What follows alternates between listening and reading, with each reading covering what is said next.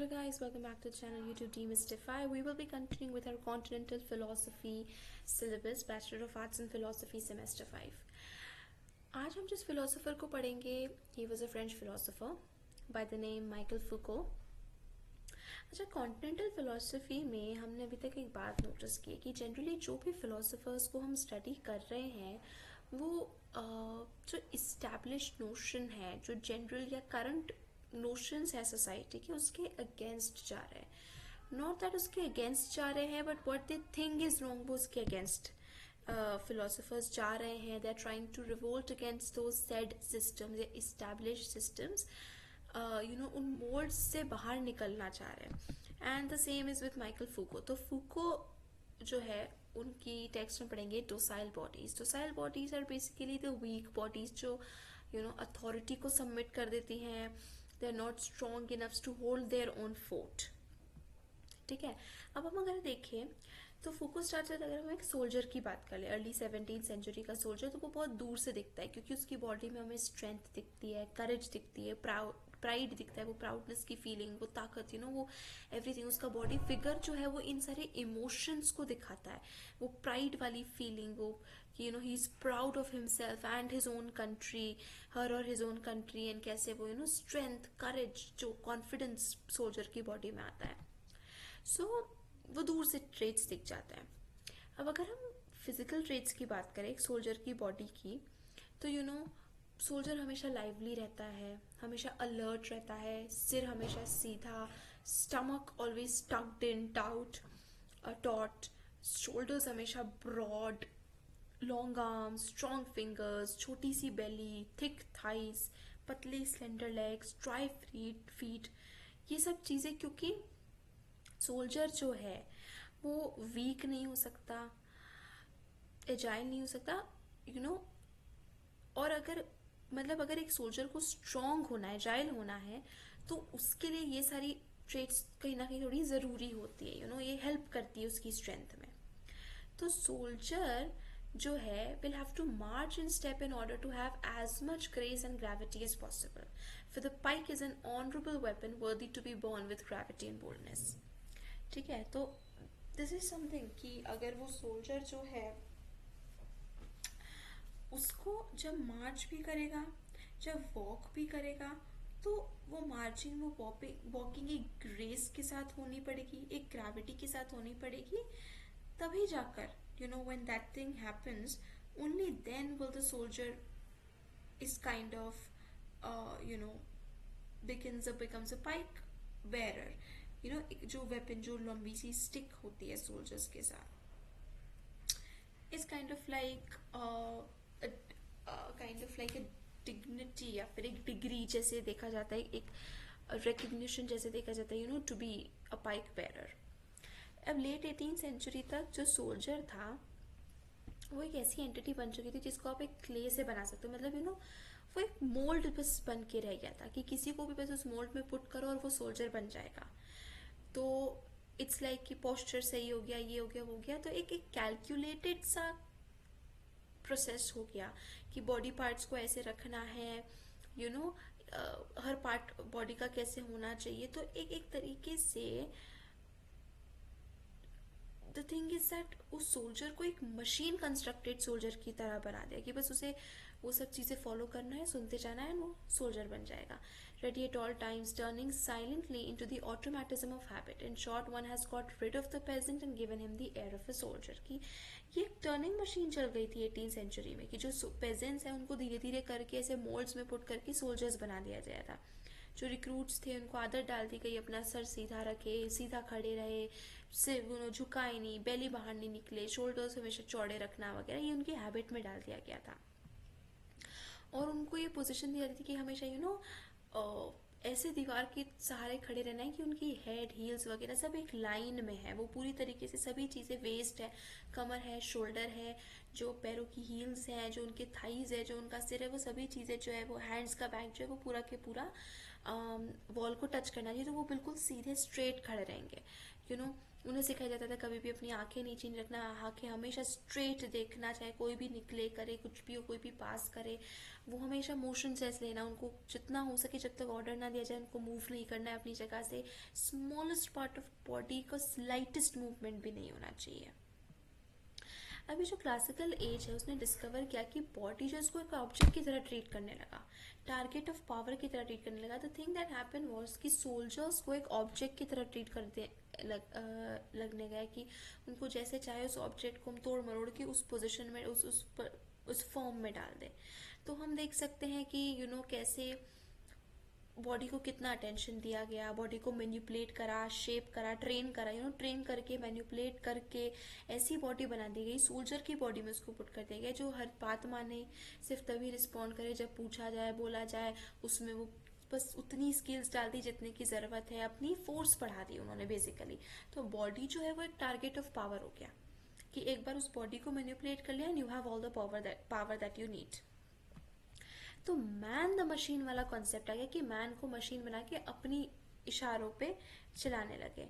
तो दो तरीके से दी एनाटॉमिको मेटाफिजिकल रजिस्टर, जिसमें डेस्कार्ट्स ने सबसे पहले पेजेस लिखे जो physicians and philosophers continued, and the technopolitical register जो कि was constituted by a whole set of regulations and by empirical and calculate methods relating to the army, the school and the hospital for controlling or correcting the operations of the body.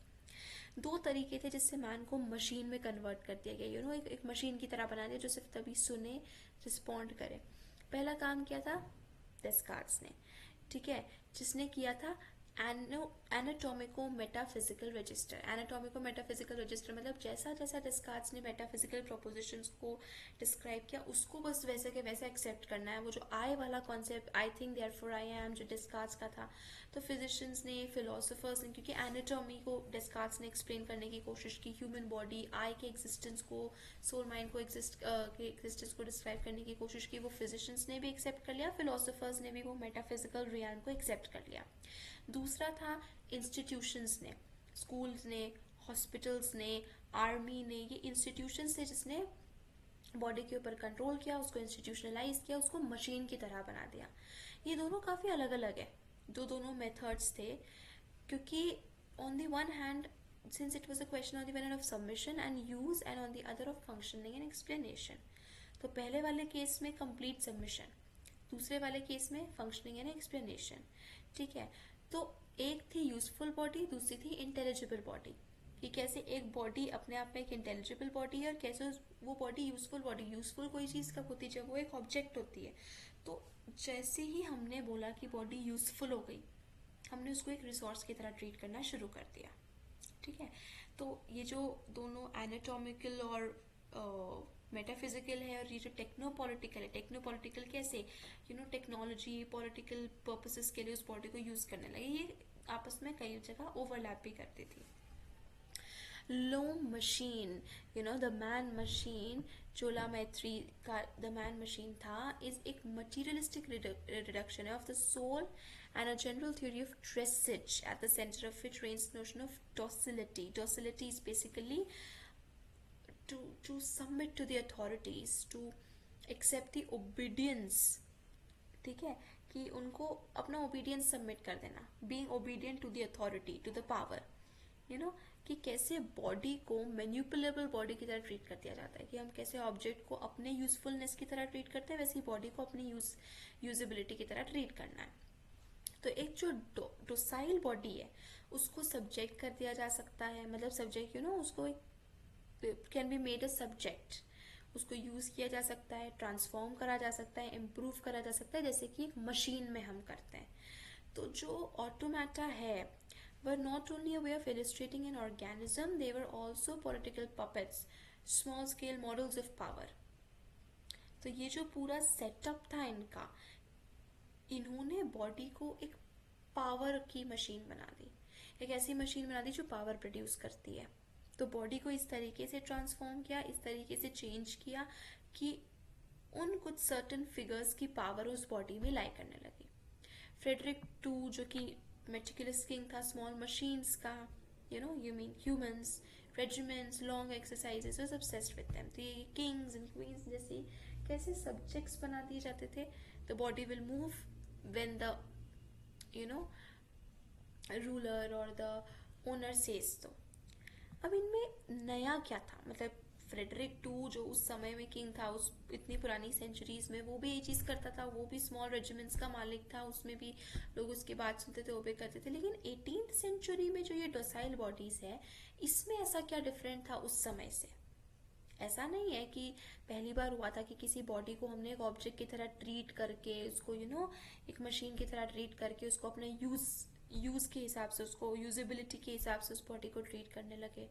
ये हर चीज़ होती थी, हर society में होती थी कि कैसे body को अपने ग्रुप में करके पावर अटेन किया जाता था।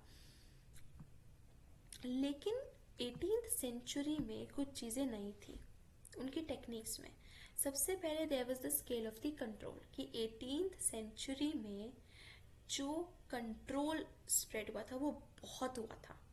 एन मास या होलसेल कंट्रोल जो है वो इस्टेब्लिश करा गया था। उसका मतलब जो क्वांटिटी थी कंट्रोल की, जो नंबर ऑफ बॉडीज थी, वो काफ़ी ज़्यादा होलसेल में एक साथ भर के पूरी बॉडीज को कंट्रोल में लाया गया था।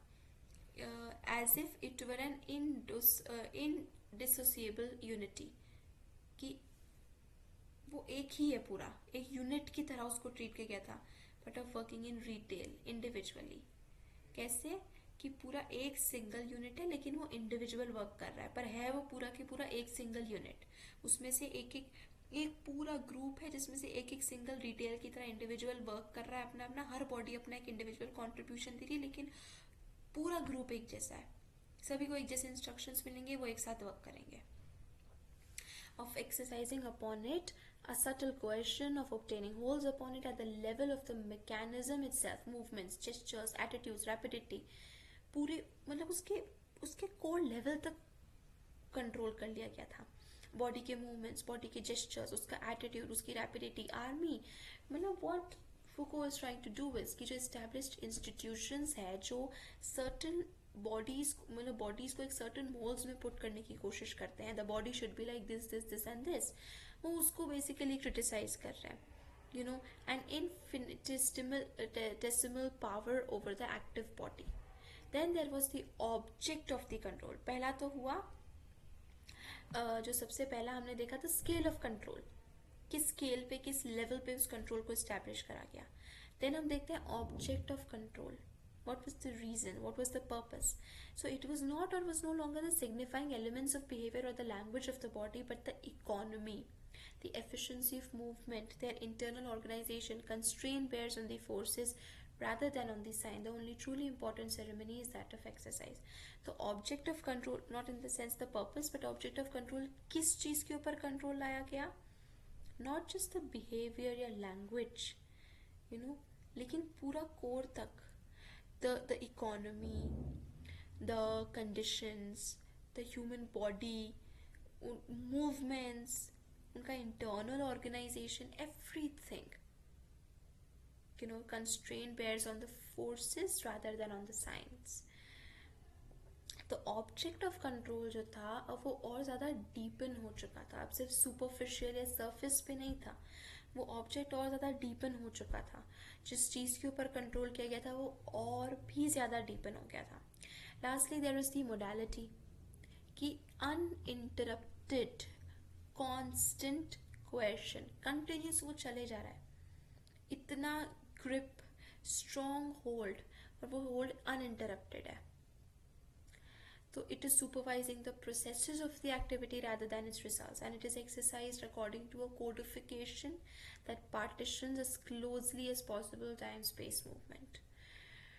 So ये जो methods थे जिसने बॉडी के ऑपरेशंस के ऊपर, पूरी बॉडी के ऊपर एकदम clear cut, defined, meticulous, good amount of control establish कर दिया था, जिसने यह श्योर किया था कि कंटिन्यूस सब्जेक्शन होता रहे, बॉडी कंटिन्यूसली सबमिट करते रहे अपने आप को, सब्जेक्ट करते रहे अपने आप को on a relation of docility utility might be called disciplines, कि कैसे डिसिप्लिन उनको नाम दे दिया जाए बॉडीज को, एंड एक docility utility. Docility is submission of the bodies, कि कैसे बॉडीज ने अपने आप को ले जाके उनके हाथों सबमिट कर दिया, बस अपने आप को सबमिट कर दिया, सरेंडर कर दिया बेसिकली। एंड यूटिलिटीज की वो बॉडीज को कैसे यूज करने लगे, जैसे मशीन्स को हम यूज करते हैं, बॉडीज को यूटिलाइज करने लगे। तो ये जो डिसिप्लिनरी मेथड्स थे ये काफ़ी समय से एग्जिस्टेंस में थे, मोनास्ट्रीज में, आर्मीज में, वर्कशॉप्स में। आर्मीज में ये हमेशा से एग्जिस्टेंस में थे, एक सर्टन रिजीम फॉलो करना है, रूटीन फॉलो करना है। तो ये डिसिप्लिनरी मेथड्स थे जो बॉडी को डिसिप्लिन कर देते थे। और डिसिप्लिन करना मतलब उसको डोसाइल बनाना, उसको यूटिलिटी के अकॉर्डिंग बना देना, उसको सरेंडर करा देना बॉडी को, और उसके यूज के अकॉर्डिंग बॉडी को यूज करना। लेकिन 17th और 18th सेंचुरी में क्या हुआ कि और जनरल फॉर्मूलाज ऑफ डोमिनेशन बन गए। कि पहले जो ये रिस्ट्रिक्टेड थे सिर्फ मोनास्ट्रीज में, सिर्फ आर्मीज में, वर्कशॉप्स में, जहाँ पर एक लिमिटेड नंबर ऑफ पीपल पे ये डोसिलिटी और यूटिलिटी वाला प्रिंसिपल वर्क करता था, ये और ज़्यादा जनरल हो गया था। अब यहाँ पे जो हम बात कर रहे हैं ये स्लेवरी से अलग है, क्योंकि they were not based on a relation of appropriation of bodies. The elegance of the discipline lay in the fact that it could dispense with this costly and violent relation by obtaining effects of utility at least as great. They were different too from service, which was a constant, total, massive, non-analytical, unlimited relation of domination established in the form of the individual will of the master, his caprice. So, what he's trying to tell us is कि फूको जो है हमें basically realise करवाने की कोशिश कर रहा है कि ये जो डॉसिलिटी और यूटिलिटी का रिलेशनशिप फॉर्म हुआ है, it is not like that was before, you know. And जो ये जो डॉसिलिटी यूटिलिटी का रिलेशनशिप 17th 18th सेंचुरी में फॉर्म हुआ है, ये काफ़ी डिफरेंट है। ये स्लेवरी से डिफरेंट है। ये क्योंकि इसमें एक अलग काइंड ऑफ एलिगेंस है कि इसमें मतलब एलिगेंस इस तरीके से है कि वो बॉडी का यूज तो ले रहा है लेकिन उसको ग्रेटनेस की तरह ट्रीट करके ले रहा है। स्लेवरी में जो भी काम होता था that was not considered great, but in docility utility principle, if you are a docile body then you are doing something great. वो सर्विस से भी डिफरेंट था। ये docility utility is not kind of a service, क्योंकि service जो है वो एक तरीके से unlimited relation of domination. It's like कि individual will of the master के ऊपर प्लेस्ड है कि जो मास्टर है जैसे वो चाहेगा वैसे वो बॉडी से सर्विस लेगा। तो ये सर्विस भी नहीं है, कि his caprice basically according to his mood, कि अचानक से मास्टर का मूड किया to okay you need to press my legs and you need to massage my body, that is the service जो कि दिया जाता है। तो service is like it keeps on changing, या वो मूड के ऊपर एक सिंगल या इंडिविजुअल मास्टर के विल के ऊपर डिपेंड करता है। It was not a kind of service, it was different from vassalage, क्योंकि वैसिलेज वॉज हाईली कोडेड, तो द थिंग इज कि कैसे नाउ वैसिलेज इज समथिंग जैसे कि लॉर्ड और vessel, it's different from kind of slavery, because इसमें it's like कि जो वैसल है उसकी एक लैंड होती थी, वह वैसल जो है वो अपने लॉर्ड को सर्विसेज प्रोवाइड करता था और इन एक्सचेंज लॉर्ड जो है वो उसकी लैंड को प्रोटेक्शन प्रोवाइड करता था, अपनी आर्मी से प्रोटेक्ट करता था। तो इट्स लाइक वैसलेज से भी ये डॉसिलिटी यूटिलिटी डिफरेंट है, क्योंकि which bore less on the operations of the body than on the products of labor and the ritual marks of allegiance। कि वैसलेज में ये allegiance एक रिलेशनशिप फॉर्म हो जाता था कि एक बार्टर सिस्टम की I give you this and you give me this। So they were different from asceticism and from disciplines of a monastic type whose function was to obtain renunciations rather than increases of utility।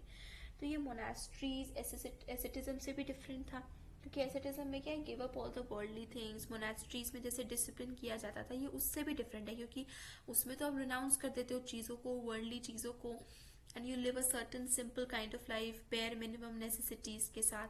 क्योंकि इसमें क्या काम था, तो ये docility utility ये monastic discipline से भी डिफरेंट था, क्योंकि इसमें बॉडी की यूटिलिटी को इंक्रीज करने की कोशिश की जाती थी कि बॉडी जो है बहुत ज़्यादा फंक्शनल बन जाए, ज़्यादा स्किलफुल बन जाए, सो The historical moment of the disciplines was the moment when an art of the human body was born, which was directed not only at the growth of its skills or at the intensification of its subjection, but at the formation of a relation that in the mechanism itself makes it more obedient as it becomes more useful and conversely. तो ये जो डॉसिलिटी utility वाला principal था, ये body को ज़्यादा skilful भी बना रहा था ताकि उसको यूज़ किया जा सके, उसके सब्जेक्शन, उसके सरेंडर की इंटेंसिटी भी बढ़ा रहा था कि वो जितना ज़्यादा हो सके उतना सबमिशन कर सके, उतना ज़्यादा सरेंडर कर सके, उसकी इंटेंसिटी को भी वो बढ़ा रहा था. And the third thing is कि वो इस तरीके से फॉर्म्ड था कि वो जितना ज़्यादा यूजफुल होता जाएगा उतना ज़्यादा ओबीडियंट बनता जाएगा. तो जो ये बनता जा रहा था 17th-18th सेंचुरी में, जो ये डॉसिलिटी यूटिलिटी वाली चीज़ जो फॉर्म होती जा रही थी, वो ये था, was a policy of coercions that act upon the body, a calculated manipulation of its elements, gestures, behaviors. कितनी कैलकुलेटिव तरीके से, कितने डिफाइंड तरीके से, मेटिकुलसली प्लान करके बॉडी के मूवमेंट्स को, जेस्चर्स को, बॉडी के पार्ट्स को, एलिमेंट्स को मैनिपुलेट कर दिया जाए अपने यूज, अपने पावर के लिए. तो बॉडी बन गया था एक स्टोर हाउस ऑफ पावर, एक मशीनरी ऑफ पावर, जो कि एक ऐसी मशीन जिसके ऊपर जिसकी ओनरशिप रहेगी उसके पास उतनी मशीन की पावर रहेगी. तो एक political anatomy which was also mechanics of power was being born. Political anatomy मतलब कि एक ऐसी सिचुएशन बॉर्न आउट हो रही थी जहाँ जो पॉलिटिशियंस हैं उनके पास होती थी रियल पावर, बिकॉज उनके कंट्रोल में होती थी ये बॉडीज.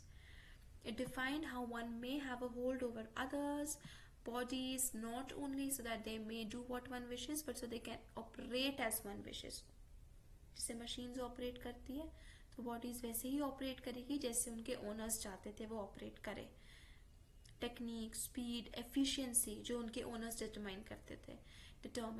तो इट वाज लाइक बॉडी को पूरी तरीके से डोसाइल बॉडीज में बना दिया जाता था, subjected bodies, practised bodies, surrendered bodies में. डिसिप्लिन जो है वो बॉडी की फोर्सेस को इंक्रीज करती थी इन द सेंस कि बॉडी जितना इकोनॉमिक प्रोडक्शन कर रही है उसकी यूजेबिलिटी, उसकी यूटिलिटी को इंक्रीज करती थी. और diminishes these same forces in political terms of obediences.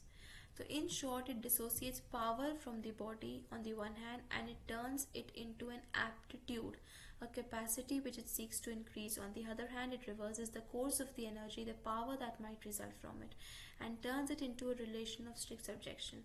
If economic exploitation separates the force and the product of labor, let us say that disciplinary coercion establishes in the body the constricting link between an increased aptitude and an increased domination. तो जितना ज़्यादा इंसान का body का skill बढ़ते जा रहा है, जितनी ज़्यादा बॉडी यूजफुल होती जा रही है, उतनी ज़्यादा बॉडी सरेंडर करती जा रही है और इतनी ज़्यादा पावर हाउस बनती जा रही है, स्टोर हाउस ऑफ पावर बनते जा रहा है, जिसके अंदर इतना पावर है कि जो भी उस बॉडी का ओनर है, कंट्रोलर है, उसके पास होगी मैग्निफाइड पावर.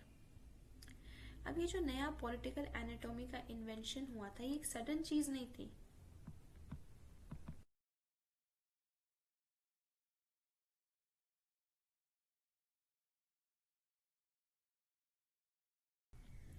लेकिन छोटे छोटे जो माइनर प्रोसेसेस थी, स्कैटर्ड लोकेशंस, अलग अलग जगहों पे एक दूसरे को ओवरलैप कर रही थी, कई बार रिपीट कर रही थी, कॉपी कर रही थी, बेसिकली छोटे छोटे माइनर प्रोसेसेस को साथ लाके ये डॉसिलिटी जो है वो धीरे धीरे करके इतनी इंक्रीज होती गई.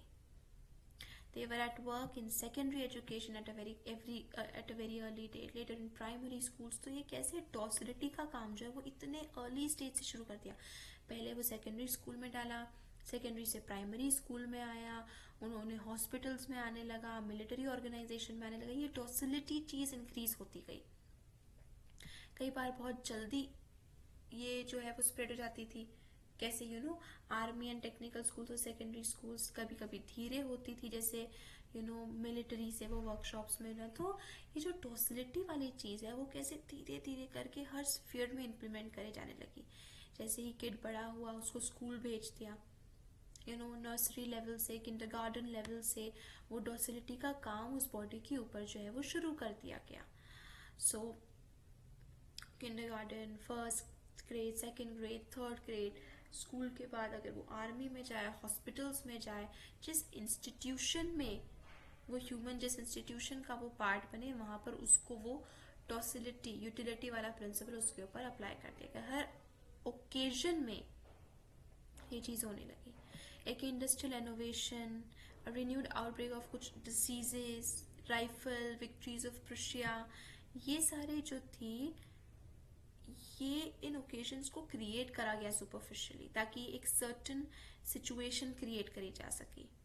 या फिर ये चीज़ें जो थी, अगर एक इंडस्ट्रियल इनोवेशन आया, victory, war, diseases, rifles, guns, चाहे कुछ भी हुआ हो इस टाइम में, इसने उस डॉसिलिटी को नहीं रोक पाया.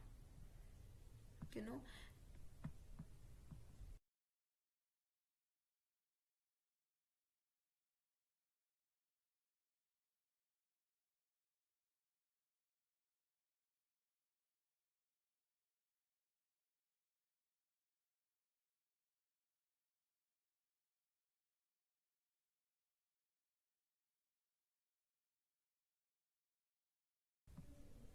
ये ट्रांसफॉर्मेशंस होते रहे. There can be no question here of writing the history of the different disciplinary institutions with all their individual differences. Her institution का अपना एक रोल था, हर इंस्टीट्यूशन अलग था, लेकिन काम सब क्या एक कर रहे थे, डॉसिलिटी, यूटिलिटी, कि कैसे बॉडीज को डोसाइल बनाना है. What Foucault is trying to tell is कि with the help of examples, कैसे कुछ टेक्निक्स ऐसी थी जो बहुत क्विकली सारे इंस्टीट्यूशंस में स्प्रेड हो गई. these were always meticulous, minute techniques, लेकिन उनकी इंपॉर्टेंस थी, छोटी छोटी थी, वेल प्लान थी, लेकिन बहुत इम्पॉर्टेंट थी, क्योंकि उन्होंने एक सर्टन मोड, एक सर्टन प्रोसीजर प्रिस्क्राइब किया था. माइक्रो फिजिक्स ऑफ पावर, कैसे स्कूल्स में, आर्मी में एक थॉट प्रोसेस को चेंज किया था, जिससे बॉडी जो है वो जितना हो सके सरेंडर करने लगे. जिस इंस्टीट्यूशन में ह्यूमन जाएगा, वहाँ पर उसको ये छोटी छोटी टेक्निक्स है, और इतनी छोटी माइन्यूट टेक्निक्स है कि वो नेकेड आई को विजिबल भी नहीं है, मतलब वो हमें दिख भी नहीं रही ओपनली कि this is something that is happening with us. Because since the 17th century, they had constantly reached out to ever broader domains, as if they tended to cover the entire social body. Small acts of cunning endowed with a great power of diffusion, subtle arrangements, apparently innocent but profoundly suspicious mechanisms that obeyed economies too shameful to be acknowledged, or pursued petty forms of coercion. It was nevertheless they that brought about the mutation of the punitive system at the threshold of the contemporary period. So, ये जो छोटी techniques, minute techniques जो है, clever techniques है, देखो very minute, जो clearly दिख भी नहीं रही है, रियलाइज भी नहीं हो रही है कि this is something that is happening, लेकिन बहुत cleverly they have been implemented, और उसने पूरी इंटायर सोशल बॉडी, पूरी सोसाइटी, सोशल स्ट्रक्चर को ओवर पावर कर लिया. Describing them will require great attention to detail. अगर हमें इन टेक्निक्स को डिस्क्राइब करना है, पॉइंट आउट करना है, तो बहुत डिटेल से हमें देखना पड़ेगा. हमें जो है एक प्रिकॉशन के साथ देखना पड़ेगा.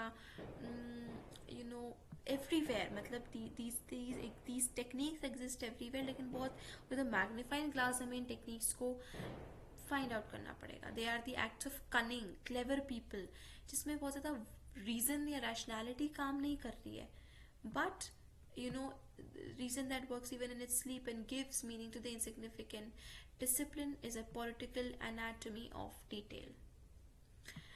So अब हम मार्शल दी सैक्स के वर्ड्स को रिकॉल करें. Although those who concern themselves with details are regarded as folk of limited intelligence, it seems to me that this part is essential because it is the foundation, and it is impossible to erect any building or establish any method without understanding its principles. It is not enough to have a liking for architecture, one must also know stone cutting. There is a whole story to be written about such stone cutting, a history of the utilitarian rationalization of detail in moral accountability and political control. The classical age did not initiate it, rather it accelerated it, changed its scale, gave it precise instruments, and perhaps found some echoes for in it the calculation of the infinitely small or the description of the most detailed characteristics of natural beings. So what even the Marshall is trying to say here is कि जो भी bodies, docile bodies है, they were kind of regarded with as limited intelligence. So what the Marshall is trying to say is कि ये docile bodies बनाने की कोशिश तो गई है, लेकिन उसके प्रिंसिपल्स को कभी समझने की कोशिश नहीं की गई. He is giving the example of architecture and stone cutting. You may like architecture, लेकिन आर्किटेक्चर को पसंद करने के लिए उसके मेथड्स का पता होना भी ज़रूरी है. तभी जाकर हम उस आर्किटेक्चर को समझ पाएंगे. तो जैसे जो क्लासिकल एज था, मेडिवल एज के पहले जो एज था, उसने ये डॉसिलिटी को शुरू नहीं किया है, लेकिन उसको और बढ़ावा दिया है. मतलब उसके पहले से उसकी स्केल को और बढ़ा दिया है, उसको और ज़्यादा प्रिसाइज इंस्ट्रूमेंट्स, टेक्निक्स दे दी है. So in any case, detail had long been a category of theology and asceticism. Every detail is important, since in the sight of God no immensity is greater than a detail, nor is anything so small that it was not willed by one of his individual wishes.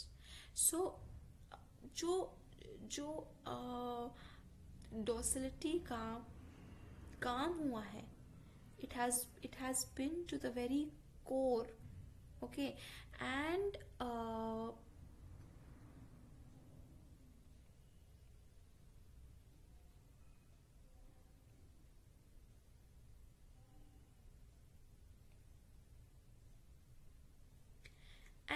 by detail, what Foucault is trying to tell is कि not even the smallest part is missed, because even for God the smallest of things matter, the details matter.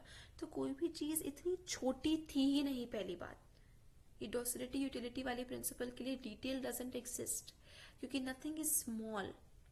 In this great tradition of the eminence of detail, all the minutiae of Christian education, scholastic or military pedagogy, all forms of training found their place easily enough.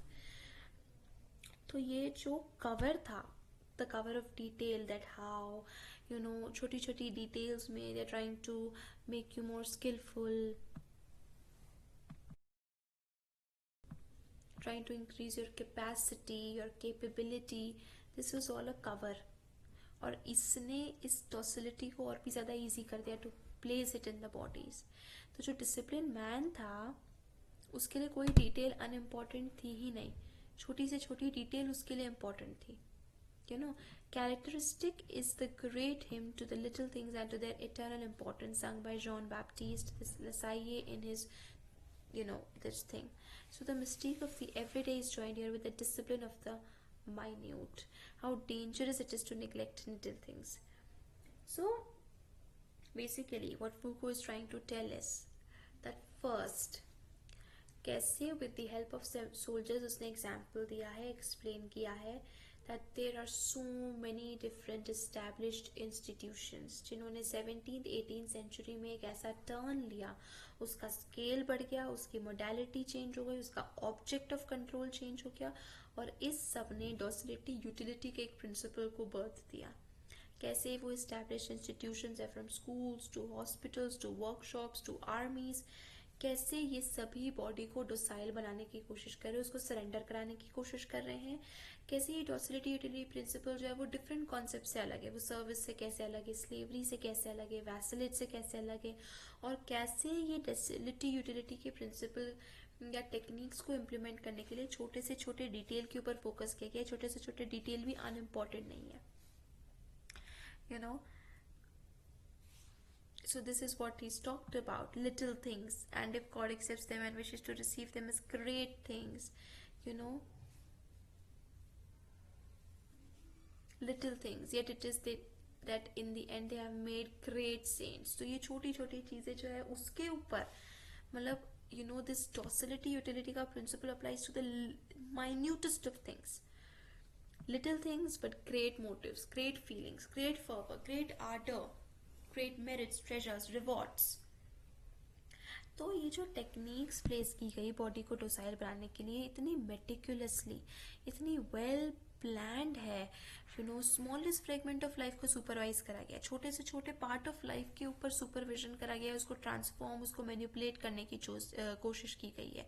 School, barracks, hospital, workshop, economic, technical rationality, everywhere, every part of society, everywhere a human comes from and goes, हर चीज़ में छोटे से छोटे detail को change करके you know उस purpose के साथ change करा गया है कि बॉडी जो है वो डोसाइल हो जाए. And a history of detail in the 18th century presided over by Jean Baptiste Lassalle, touching on Leibniz and Buffon, where Frederick II, covering pedagogy, medicine, military tactics, and economics, should bring us at the end of the century to the man who dreamt of being another Newton, not the Newton of the immensities of the heavens and the planetary masses, but a Newton of small bodies. कि कैसे ये जो छोटे छोटे humans हैं, मतलब वो they have become like small entities, और कैसे उसने एक न्यूटन को बर्थ दिया है. Newton not of planetary masses, हेफिन्स वगैरह का, आइजैक न्यूटन की बात नहीं की जा रही है जिसने एक डिस्कवरी की. So Isaac Newton was like somebody who kind of popularized this notion of, not notion of, yeah, theory of planets of all, but it's like ये जो docile bodies है, they have become small bodies now. So these are all different metaphors for the same thing. ये small bodies,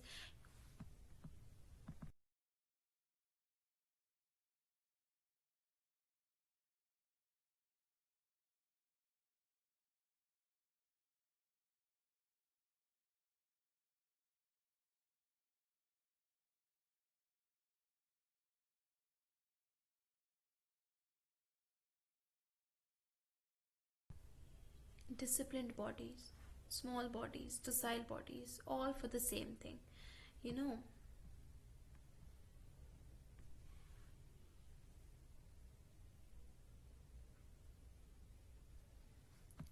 So it's like Monks remarked, there was only one world to discover. What do I hear but the world of details, who has never dreamt of that other world? What if that world? I've believed in it ever since I was 15. I was concerned with it then, and this memory lives within me as an obsession never to be abandoned. That other world is the most important of all that I flatter myself I've discovered. When I think of it, my heart aches. The other world, kaun sa hai? The other world which does not make the bodies docile. Current world जो कि bodies को docile bodies बना रही, लेकिन other world जिसमें कोई docile bodies, small bodies, discipline bodies को बनाने का प्रोसेस नहीं फॉलो किया जा रहा है. Napoleon did not discover this world but we know that he set out to organise it. तो फूको जो है वो नेपोलियन बोनापार्टे को तरीके से क्रेडिट दे रहा है, यू नो, कि हाउ ये जो दूसरा वर्ल्ड है which does not contain docile bodies है, जिसको बॉडीज को मैकेनिज्म ऑफ पावर नहीं बनाने की कोशिश की जा रही है, इस दूसरे वर्ल्ड को पाने की कोशिश नेपोलियन ने की थी, या वर्ल्ड को बनाने की कोशिश नेपोलियन बोनापार्ट ने की थी.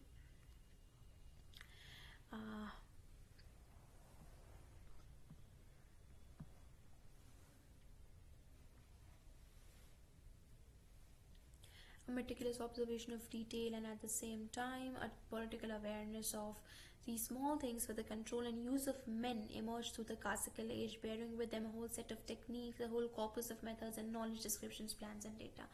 तो एक पूरा meticulous plan, details, observation, political awareness, छोटी से छोटी चीज़ के बारे में अवेयरनेस, मैन को कैसे कंट्रोल करना है, यूज़ करना है, you know, all of these things.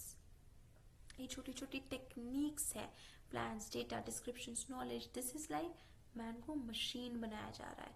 And from such trifles no doubt the man of modern humanism was born. और ये ह्यूमनिज्म वाला, मॉडर्न ह्यूमनिज्म वाला मैन कौन सा था? The machined man, the disciplined man, the docile man, the small man, surrendered man, जो भी word हम इसको देना चाहें. It may be that war as a strategy is a continuation of politics.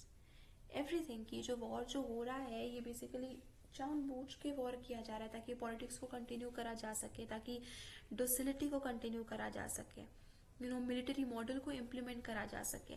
Politics जो है वो टेक्निक है ताकि internal peace and order, you know, perfect army, मतलब वॉर की हेल्प से, यू नो, आर्मी को मोबिलाइज किया जा सके और आर्मी की हेल्प से एक डोसाइल यूजफुल ट्रूप बनाई जा सके. तो दिस कैन बी पॉसिबल कि जो वॉर भी हो रहा है, this is a political mechanism ताकि डॉसिलिटी को इंक्रीज करा जा सके, यू नो. तो जैसे 18th सेंचुरी में आर्मी ने गारंटी किया था civil peace, no doubt, an ever threatening sword, but also because it was a technique and a body of knowledge that could project their schema over the social body. If there is a political sport series that passes through strategy, there is an army politics series that passes through tactics. It is strategy that makes it possible to understand warfare as a way of conducting politics between states. So it's like Michael Foucault is trying to see right through the system, through the politics, कि कैसे war भी एक tactic है army mobilise करने का, states के बीच में politics का, you know he is trying to point out to a conspiracy. This can be a conspiracy by world leaders की वॉर को कंटिन्यू रखो ताकि हमारे पास डोसाइल बॉडीज आती जाए. तो ये जो क्लासिकल एज था इसमें great political and military strategy हमें देखने को मिलती है, by which nations confronted each other's economic and democratic forces, but it also the birth of meticulous military and political tactics. तो क्लासिकल एज में हमें बहुत meticulously planned political military strategy देखने को मिलती है, लेकिन यही स्ट्रैटेजी जो है वो टैक्टिक्स भी है जिससे बॉडीज को कंट्रोल किया जा रहा है. और ये टैक्टिक्स बनाया किसने, स्ट्रैटेजी को टैक्टिक्स कन्वर्ट करने का काम करा पॉलिटिशियंस ने. ये जो मिलिटेयर थी, जो मिलिट्री इंस्टीट्यूशन था, मिलिट्री साइंस था, ये अपने आप में so different from what was formerly characterized by the term homme de guerre, that means the warring man, the man of war. तो ये उससे बहुत अलग था, specified during this period at the point of junction between war and the noise of battle on the one hand, and other order and silence subservient to peace and on the other. So this was so unusual. ये जो military है ये अपने आप में एक ऐसा institution थी कि एक तरफ तो बिल्कुल पीस एंड ओबीडियंस, दूसरी तरफ बिल्कुल battle and noise and war and strength. तो historians of ideas usually attribute the dream of a perfect society to the philosophers and jurists of the 18th century, but there was also a military dream of society. तो philosophers जो थे वो तो try कर रहे थे कि perfect society बन सके, लेकिन एक मिलिट्री ड्रीम भी था, एक फिलोसफिकल ड्रीम था. जो परफेक्ट सोसाइटी का ड्रीम था और एक था मिलिट्री ड्रीम. जो मिलिट्री ड्रीम वो क्या था, डोसाइल बॉडीज का ड्रीम, कि बॉडीज को इतना सबमिसिव, इतना सरेंडर्ड बना दो कि सिर्फ डोसाइल बॉडीज बने, वो बॉडीज मशीन्स में टर्न हो जाए. Cogs of machine, not to the primal social contract, but to permanent cohesions, not to fundamental rights, but indefinitely progressive forms of training, not general will, but automatic docility. तो it's very clear कि जो ये military dream of society है ये कैसे different था perfect society of philosophers से, कि इसमें सोशल कॉन्ट्रैक्ट नहीं था, जो कि जॉन रॉल्स का फॉर्म था the social contract.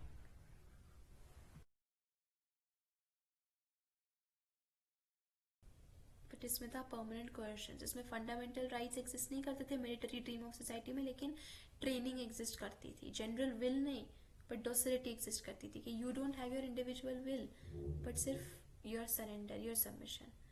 Discipline must be made national, said Gebert. The state that I depict will have a simple, reliable, easily controlled administration. It will resemble those huge machines which by quite uncomplicated means produce great effects. The strength of the state will spring from its own strength, its prosperity, and its own prosperity. Time which destroys all will increase its power. It will disprove the vulgar prejudice by which we are made to imagine that empires are subjected to an imperious law of decline and ruin. तो ये जो गाइबर्ट का discipline था कि कैसे उसको national बना दिया जाए, सिंपल बना दिया जाए, एडमिनिस्ट्रेशन को कंट्रोल कर दिया जाए, कि कैसे स्टेट की पावर उसके खुद के लोग होंगे, बॉडीज होंगी, उसकी खुद की प्रॉस्पेरिटी से आएगा, कि टाइम जो है वो और भी ज़्यादा उसको स्ट्रेंथन करेगा, क्योंकि टाइम से और ज़्यादा बॉडीज डोसाइल बनेगी, नंबर ऑफ बॉडीज ज़्यादा डोसाइल बनेगी, इंटेंसिटी ज़्यादा डोसाइल बनेगी. The Napoleonic regime was not far off, and with it the form of state that was to survive it, and we must not forget the foundations of which were laid not only by jurists but also by soldiers, not only by councillors of state but also junior officers, not only the men of courts but also the men of camps. तो एक चीज़ तो हम समझ गए कि majority criticism जो है वो आर्मी के लिए, लेकिन सिर्फ आर्मी के लिए नहीं है, स्कूल्स के लिए भी है, हॉस्पिटल्स के लिए भी है. While jurists or philosophers were seeking in the pact a primer model for the construction or reconstruction of social body, soldiers क्या कर रहे थे, बॉडीज को डोसाइल करने की कोशिश करते. फिलोसोफर्स सोच रहे थे कि कैसे हम बॉडीज को सोशल कॉन्ट्रैक्ट के अकॉर्डिंग अरेंज कर सके, कैसे जनरल विल, फ्रीडम, जस्टिस को इम्प्लीमेंट कर सके. But the soldiers were thinking something else entirely.